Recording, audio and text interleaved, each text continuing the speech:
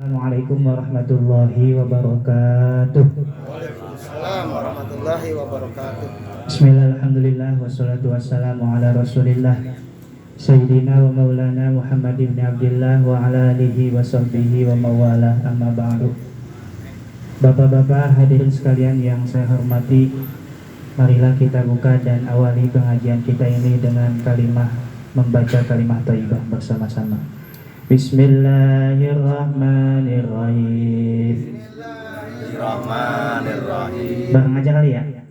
La ilaha illallah, la mawjuda illallah, la ilaha illallah, la ma'buda illallah, la ilaha illallah, la matluba illallah, la ilaha illallah, la maqsuda illallah. Bismillahi tawakkalna ala Allah, la hawla wa la quwwata illa billahil aliyyil azim. Astaghfirullahalazim, astaghfirullahalazim wa atubu ilaihi. Bismillahirrahmanirrahim. Rabbi zidni ilman warzuqni fahman wa alhiqni bis-sholihin. Rabbi zidni ilman warzuqni fahman wa alhiqni bis-sholihin. Rabbi zidni ilman warzuqni fahman wa alhiqni bis-sholihin birahmatika ya arhamar rahimin. Bismillahirrahmanirrahim. Allahumma nawwir qulubana binuri hidayatika kama nawartal arda binuri syamsika abadan abada birahmatika ya arhamar rahimin. Rabbi shrah li sadri wa yassir li amri wahlul 'uqdatam min lisani yafqahu qawli. Ya Fattahu ya Alim, ya Fattahu ya Alim, ya Fattahu ya Alim, iftah alaina ya Karim. Bismillahirrahmanirrahim. Kitabul Janaizi. Kullu mayyitin minal muslimina yajibu ghusluhu wa takfinuhu wassalatu alaihi wa dafnuhu illa syahida fi qitalil kuffari wasiktu idza nazala maitan qabla tamami ashhurihi fa innahuma la yuksalani wa la yusalla alaihima. Bapak-bapak hadirin sekalian yang saya hormati, terlebih dahulu marilah sama-sama kita panjatkan puja-puji dan syukur kita kehadirat Allah Subhanahu wa taala. Alhamdulillah, pada kesempatan malam hari ini kita semua masih dapat berkumpul bermuajahah di majlis milik kita bersama, yakni dalam rangka menunaikan salah satu kewajiban kita, yakni menuntut ilmu. Mudah-mudahan Allah Subhanahu wa taala senantiasa memberikan kepada kita semua ilmu yang bermanfaat sehingga bisa menjadi bekal untuk beribadah kepada Allah Subhanahu wa taala. Amin ya Allah ya rabbal alamin. Salawat bertangkaikan salam senantiasa terlimpah curahkan kepada baginda kita ani habibana wa nabiyana Muhammad sallallahu alaihi wasallam beserta para keluarganya, para sahabatnya, para tabi'in dan tabi'atnya, dan mudah-mudahan sampai kepada kita semua seumatnya. Amin ya Allah ya rabbal alamin. Yang sama-sama kita muliakan segenap para alimil ulama, para asatidz, para hujjah, para tokoh, para sepuh, yang mohon maaf tidak dapat saya sebutkan namanya satu persatu, namun tidak mengurangi rasa hormat dan ta'zim saya. Yang sama-sama kita hormati segenap aparatur pemerintahan, Bapak Ketua RT beserta seluruh jajarannya, yang sama-sama kita hormati mobil khusus yaitu Sohibul Bait, keluarga besar daripada Bapak Yusuf. Bapak-bapak hadirin sekalian yang saya hormati, marilah kita lanjutkan pengajian kita ini dengan menyimak pembacaan kitab Riyadul Badi'ah, di mana kitab Riyadul Badi'ah ini menjelaskan salah satunya itu adalah mengenai ilmu fikih. Bismillahirrahmanirrahim. Kitabul Janaizi. Kitab menjelaskan masalah jenazah. Kullu mayyitin, adapun setiap mayit, minal muslimina, dari orang Islam, yajibu itu wajib, gosluhu memandikannya, wa takfinuhu dan mengkafaninya, wassolatu dan menyolati alaihi kepadanya, wa dafnuhu dan menguburkannya, illa syahida kecuali orang yang mati syahid, fi qitalil kuffari ketika perang melawan orang-orang kafir.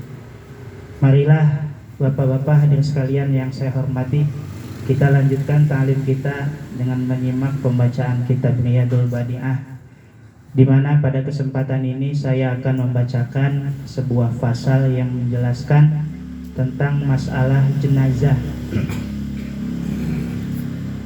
Allah Subhanahu wa taala berfirman, kullun nafsin za'iqatul maut. Apa itu artinya? Setiap yang bernyawa pasti akan Setiap yang bernyawa, setiap yang bernafas pasti akan yang namanya merasakan mati. Za'iqah itu merasakan. Kalau rasa itu nggak bisa diungkapkan dengan kata. Yang taunya rasa sakitnya sakaratul maut yang udah mati.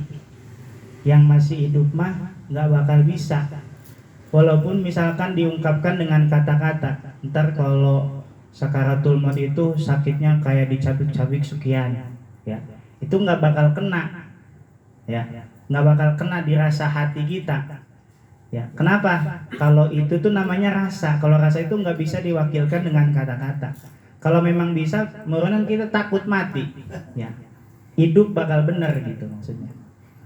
Nah, ini dalam masalah ini, masalah jenazah, karena setiap yang bernyawa, setiap yang bernafas ini pasti mati. Kemudian ada yang namanya dalam hidup itu hak dan kewajiban. Dua doang tuh. Ada hak, ada kewajiban. Kalau hak udah pasti keterima. Kalaupun di dunia nggak keterima, pasti di akhirat keterima. Yang jadi repot itu kewajiban. Kadang-kadang kita itu terlalu menuntut hak, kewajiban nggak dilaksanain. Mana hak saya? Gitu kan. Kalau keduman, mana hak saya? Saya berhak. Ya. Nggak pernah tuh dia ngomong, ya, mana kewajiban saya? Nggak pernah. Ya, pasti ngomongnya mana hak saya. Nah, dalam hal ini karena ada yang namanya kewajiban dan juga ada yang namanya hak. Ada orang yang mati, ada orang yang hidup. Otomatis ketika ada orang yang mati, dia itu mempunyai hak. Ketika suatu hal menjadi hak bagi orang yang sudah mati, maka hak tersebut adalah kewajiban bagi yang hidup. Sama kayak laki sama bini. Hak bini itu kewajiban laki atau suami. Hak laki kewajiban istri. Hak orang yang mati adalah kewajiban orang yang hidup, pun sebaliknya. Nah, dalam hal ini ada hak bagi orang yang mati, kewajiban bagi orang yang hidup. Ada 4 perkara. Yang pertama adalah wajib yang namanya memandikannya. Yang kedua adalah wajib yang namanya mengkafaninya. Yang ketiga wajib yang namanya menyolatinya. Yang terakhir adalah wajib yang namanya menguburkannya. Hukumnya adalah fardu kifayah. Wajibnya wajib kifayah. Arti kifayah ini bisa diwakili nama orang. Misalkan warga RT 08 ada berapa orang? 100. Kakak. Satu kakak ada berapa? 4, berarti 400. Misal ada yang meninggal seorang. Ya. Nah, itu yang 399 punya kewajiban yang 4 tadi. Misalkan enggak semuanya ikut bantu, ya, yang bantuin misalkan paling banternya 20 orang. Ya. Maka yang 20 orang itu menggugurkan kewajiban yang sisanya yang 379. Gede nggak pahalanya? Gede, makanya awang. Ya. Makanya awang. Sebab yang kita gugurkan itu kewajiban orang yang banyak. Ya. Kemudian yang namanya mati itu mendadak. Ya, mati itu mendadak. Nggak ada istilahnya mati udah disiapin, enggak. Mati itu rata-rata mendadak. Ketika seorang mayit mati, maka secara otomatis harta yang dimiliki oleh mayit itu pindah kepada ahli waris. Ya, pindah kepada ahli waris. Nah, ketika sudah pindah kepada ahli waris, maka mayit itu tidak ada lagi hak. Ya, maka seyogianya harus yang namanya guru-guru bagi waris. Jadi bukan masalah mata duitan ya. Kadang-kadang kan misalkan udah selesai 7 hari tahlil mau bagi waris itu kaku. Ya, kenapa kaku? Baru gue seminggu orang tua meninggal udah ngomongin warisan. Padahal harusnya buru-buru dibagiin. Ya. Kalau sayang sama orang tua kita kudu buru-buru dibagiin. Warisin, dibagiin dulu.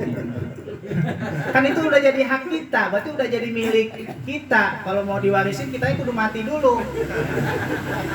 Kudu buru-buru dibagiin. Tapi harus diperhatikan 5 perkara sebelum bagi waris. Ya. Itu hak mayit. Pertama, jangan dulu bagi waris kalau yang 5 ini belum kelar. Apalin nih. 1 adalah hutang mayit kepada Allah. Ngerti Bapak hutang mayit kepada Allah? Ngerti nggak Pak De? Bisi mayit ini punya hutang kepada Allah. Contoh pernah nazar. Ya, gua mau kalau misalkan. Gua kalau gol mau nyumbang masjid misalkan 10 juta. Kita dengar tuh atau kita ahli waris tahu. Maka ambil dari harta si mayit buat menunaikan hutang dia kepada Allah, isinya nazar. Atau si mayit ini sudah termasuk orang yang punya kewajiban berangkat haji tapi nggak berangkat, atau sudah daftar tapi keburu meninggal, maka itu wajib ditunaikan juga. Ada yang namanya badal haji murah ya, paling sekitar 15 juta kurang lebih. Kalau dulu masih 10, sekarang udah naik. Sekarang terus naik, nggak ada turun-turunnya ya. Badal haji itu tunaikan. Jadi satu yang harus diselesaikan adalah hutang mayit kepada Allah. Yang kedua adalah hutang mayit kepada manusia. Bayarin dulu tuh hutang mayit kepada manusia. Kalau ada pertanyaan begini, wajib nggak ahli waris bayarin hutang mayit? Jawabannya? Dari mana? Dari uang warisan. Oke. Jadi adanya kewajiban ahli waris membayarkan hutang si mayit itu, ada kewajiban itu kalau memang untuk bayarnya diambil dari harta waris, harta peninggalan si mayit. Misalkan udah dibayarin dari harta warisan, udah habis masih nyisa. Itu kalau berbicara kewajiban, nggak ada kewajiban buat ahli waris bayar hutang tersebut. Ya, kalau memang bicara wajib atau tidaknya. Tapi kalau berbicara masalah ranah berbakti kepada orang tua, ya wajib anak itu. Jadi yang benar-benar wajib itu bayar hutang mayit dari harta si mayit sebelum dibagiin warisan. Ya. Terus yang perlu diperhatikan, mohon maaf. Di kita itu kan ada namanya tahlilan, bagus. Ya. Cuma yang harus diperhatikan, tahlilan itu kan membutuhkan biaya. Ini biaya. Pakai duit. Ya. Nah, dalam hal ini kalau memang kita mau tahlilan ya membutuhkan biaya, kalau memang mau make harta peninggalan dari mayit itu wajib yang namanya harus persetujuan dari seluruh ahli waris. Seperti yang tadi saya katakan, ketika mayit mati meninggal, itu harta itu secara otomatis pindah kepada ahli waris.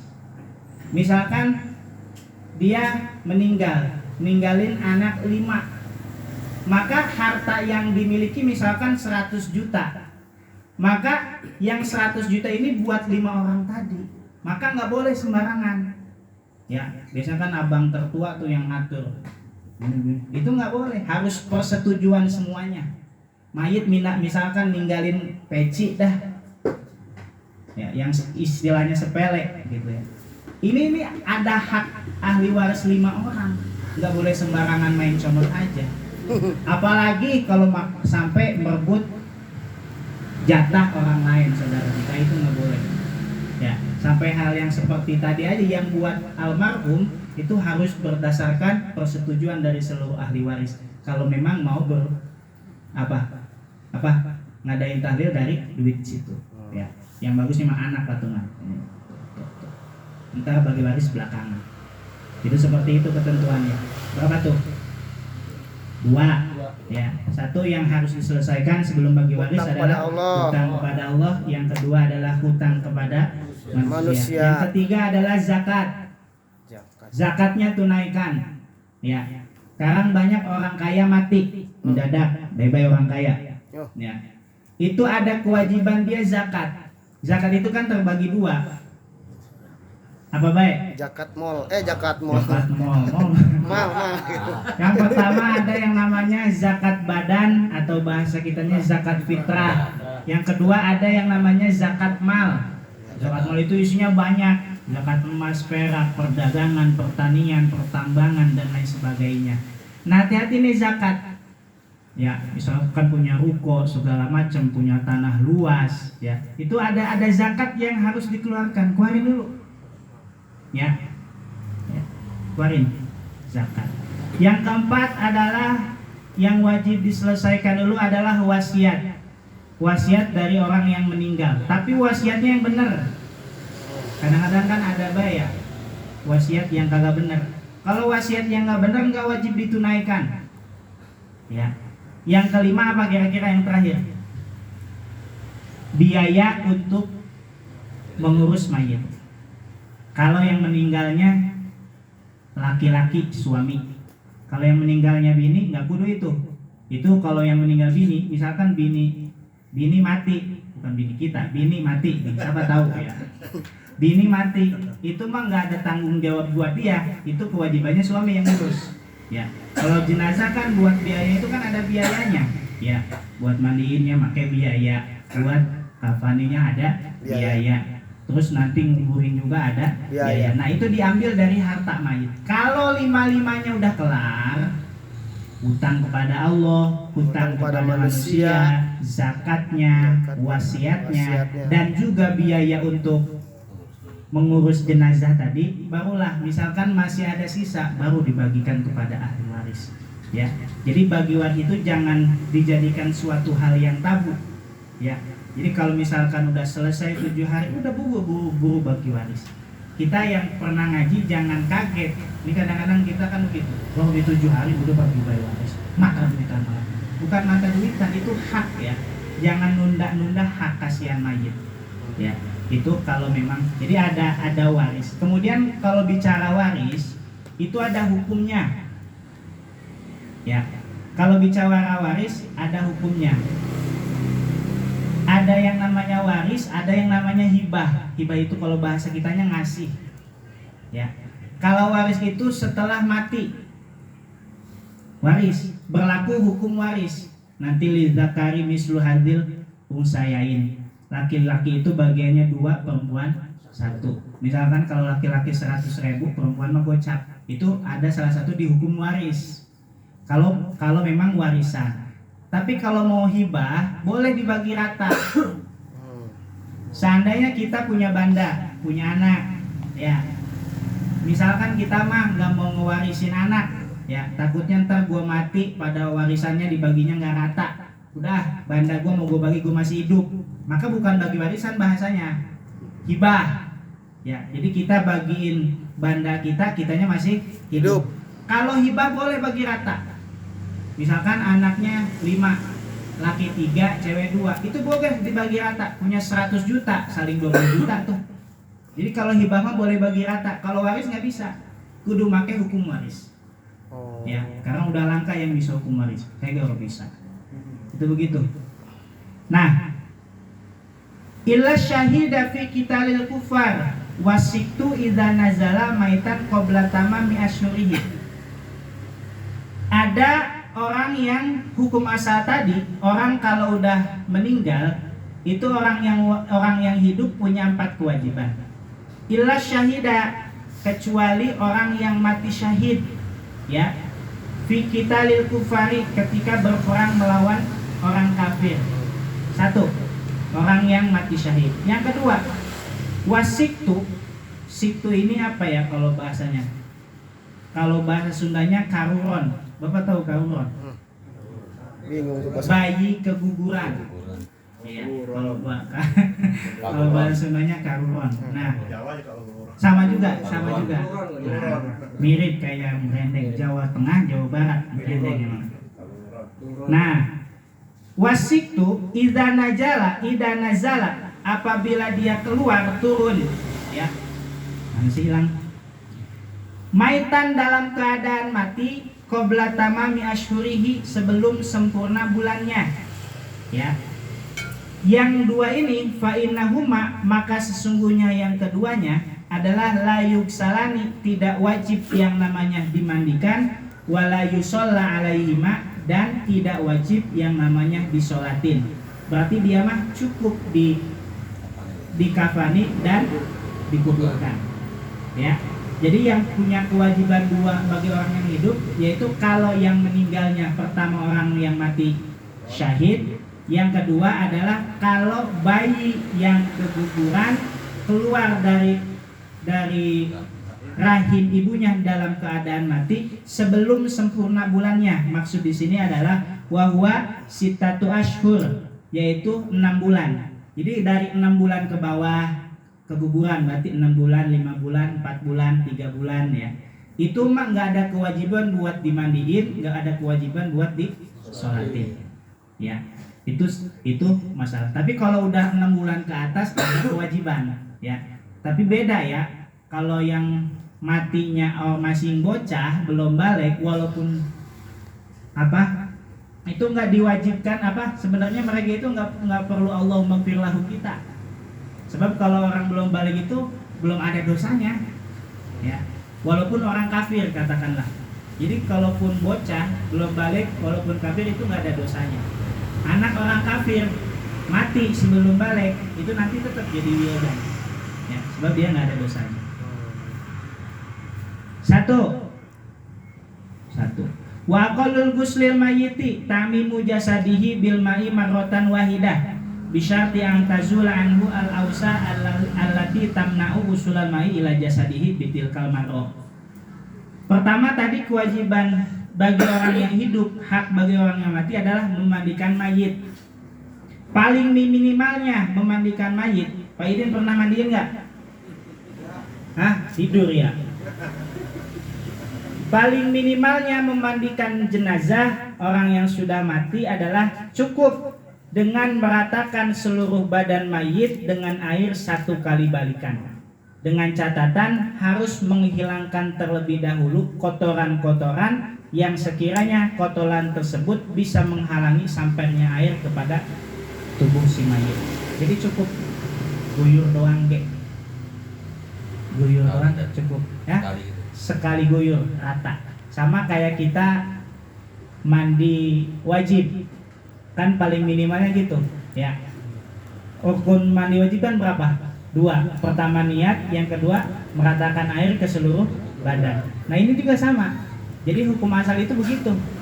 Kasarnya, misalkan mayat kita cemplungin aja sekali, itu udah sah, udah menggugurkan kewajiban, cuma tega orang gitu kan. Itu seperti itu ya.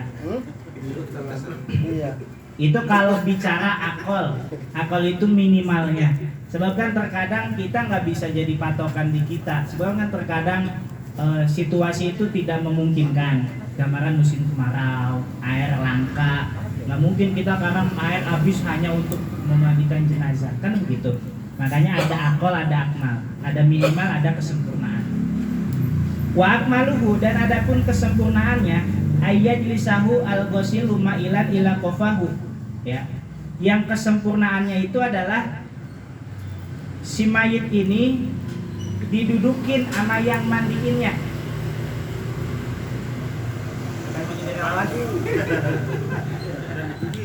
Ada boneka enggak? Ya, boneka posuk. Oh iya. Ada lagi semua. Pak Hadir.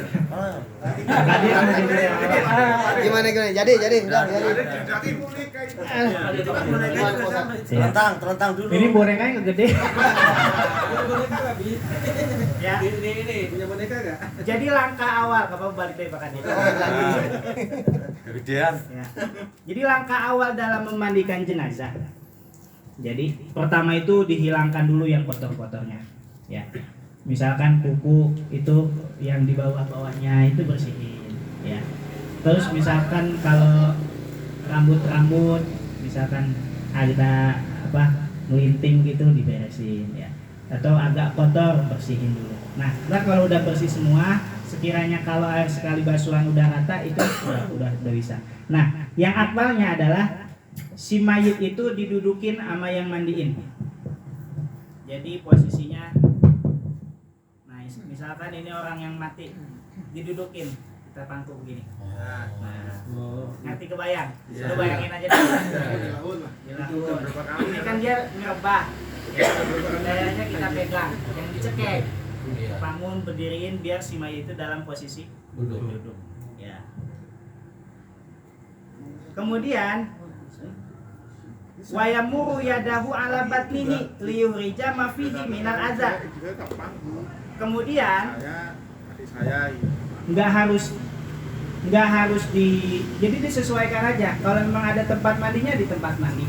Kalau memang nggak ada bisa anak-anaknya menjejer di bangku boleh ya. Nah misalkan udah didudukin tadi, kemudian si perut mayit itu diurut kalau bahasa kitanya. Pelan-pelan ya. Kita memperlakukan beda tipis. Memperlakukan orang yang mati harus sama seperti orang yang hidup. Ya, sebab dia sakit, ya misalkan dia lagi hidup dicubit sakit, mayit sama ya. Itu sebab masih ada ya. Pencet. Nah, ini dipencet. Wa yamuru yadahu ala batnihi. Dia memperjalankan tangannya pada perut si mayit. Set dijalani. Supaya apa? Liyurija ma fihi minal adza. Ya, supaya keluar sesuatu yang ada di dalam perutnya, yaitu kotoran-kotoran. Sebab kalau namanya udah meninggal Pak, dubur itu terbuka. Ya, dubur itu terbuka melongo. Ya, jadi kalau dipencet itu keluar. Set, pelan-pelan. Tengahnya, pinggir kanan. Itu lagi di pangku itu Tat. Lagi Ya. di pangku gitu. Iya, makanya kalau mandi jenazah jangan dewek-dewek. Ya.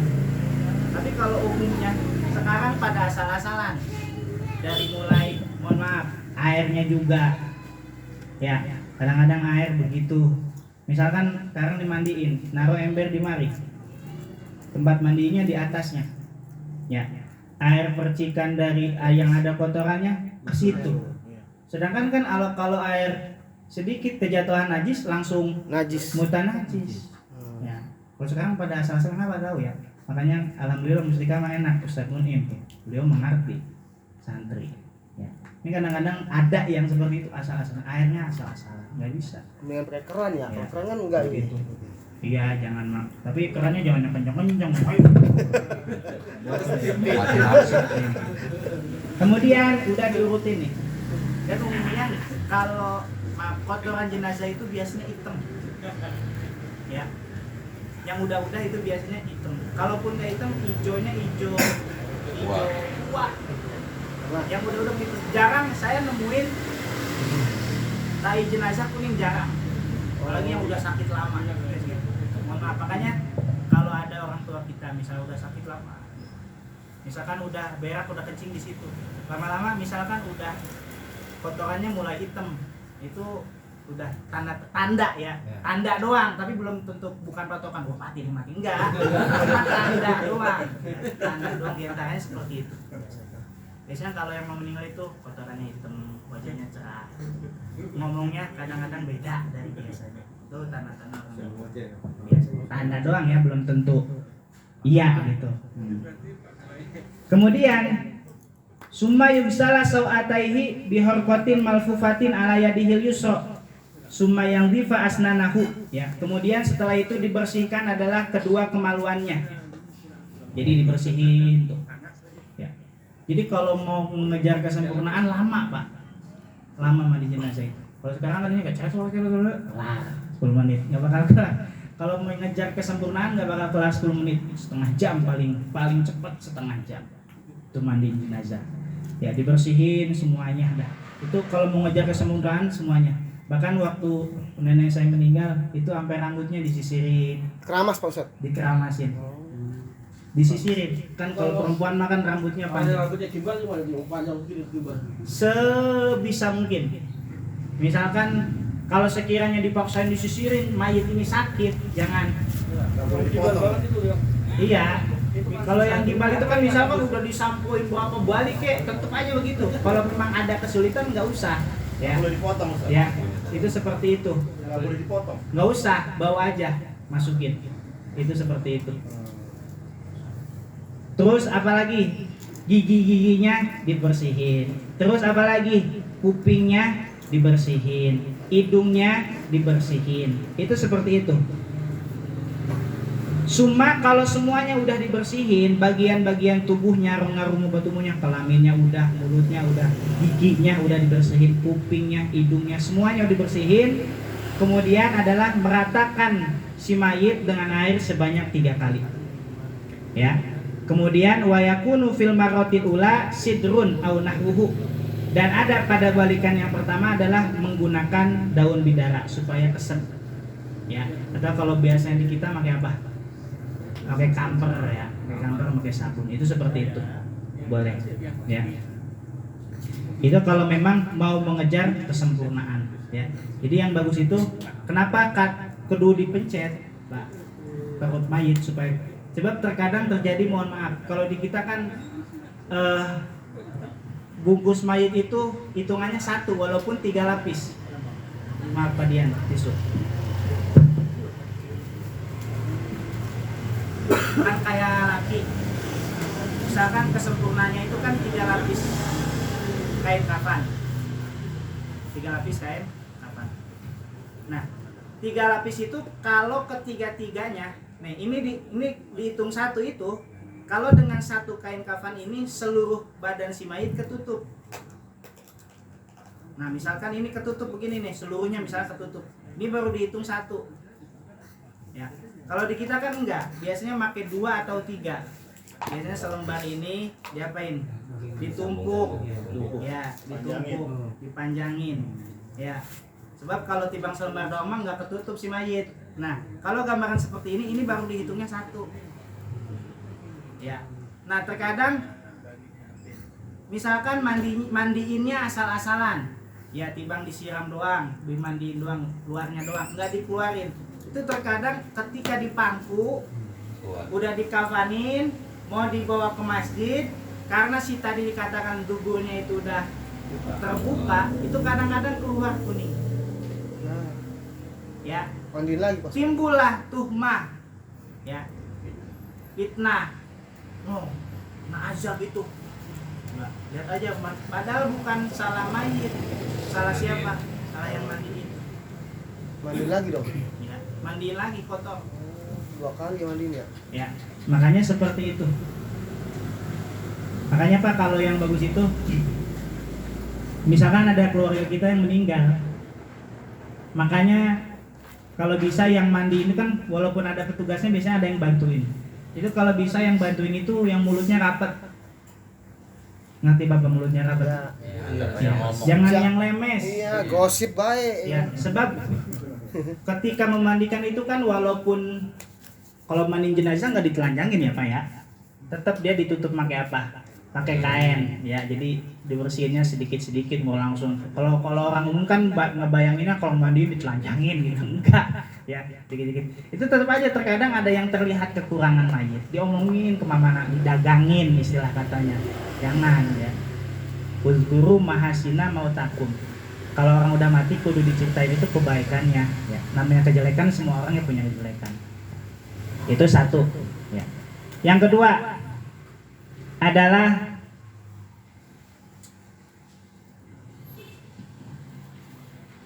kelewat.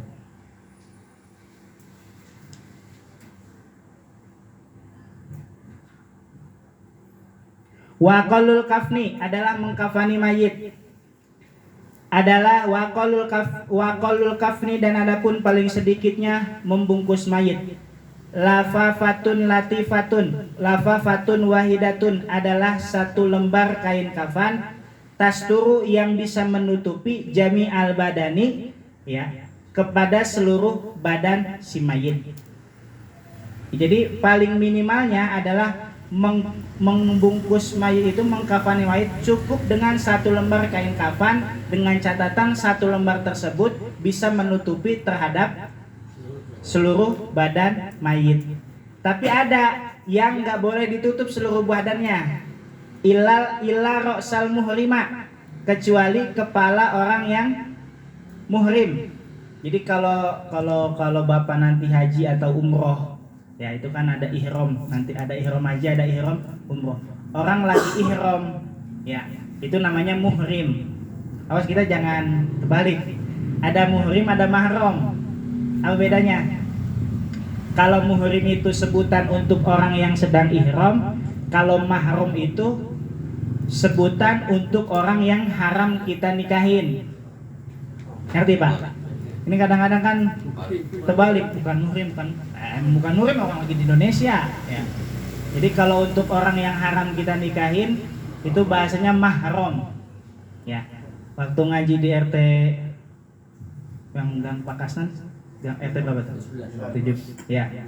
Berapa? 16 ya, terserah bapak-bapak dah ya. Kadang 14 16 ya.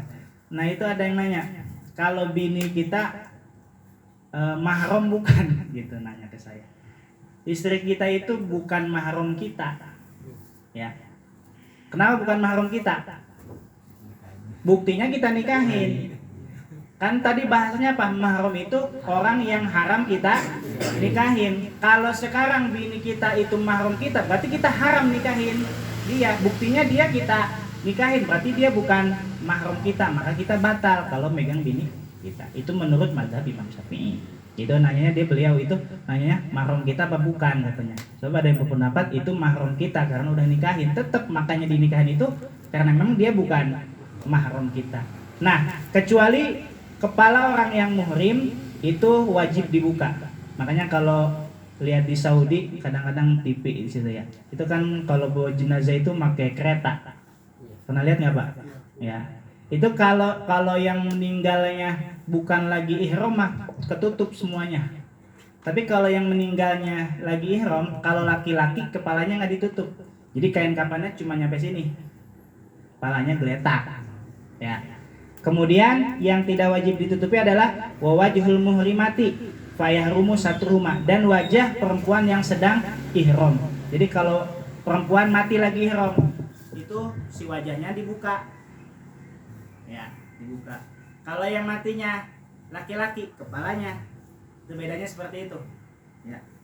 Kalau laki-laki atau perempuan tidak lagi ihram, ditutup semuanya. Nah, itu seperti itu. Wa akmaluha, dan adapun kesempurnaannya lidzakari bagi laki-laki salah sulafaifa adalah 3 lapis kain kafan, laisa yang tidak ada fiha padanya komisun gamis wala imamatun dan sorban ya. Jadi yang kesempurnaannya tadi hukum asal kan cukup dengan 1 kain kafan.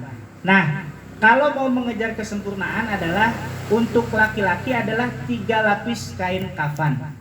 Dengan catatan tiap lapis kain kafan ini bisa menutupi seluruh tubuh mayit. Jadi 3-3-nya bisa nutup. 1, 2, 3. Ditaruh si mayit, dibungkus, itu ketutup. Tapi kalau dientep bahasanya, disusun kayak tadi mah ya, karena kalau satu doang nggak nutup itu tetap aja walaupun 2 lembar dihitungnya 1. Tapi sah nggak? Sah ya, dalam artian gugur kewajiban mengkafani mayit, cuma nggak dapat pahala kesempurnaan ya, akol termasuknya itu. Walil unsa, dan bagi perempuan adalah lafafatani, 2 lapis kain kafan, waizar, dan make sarung, wa khimar, baju kurung, wa komis, dan bagi pakai gamis. Itu begitu. Jadi kalau perempuan mah lebih banyak pakai gamis, pakai khimar, baju kurung, kalau kesempurnaannya ya, didandanin ya.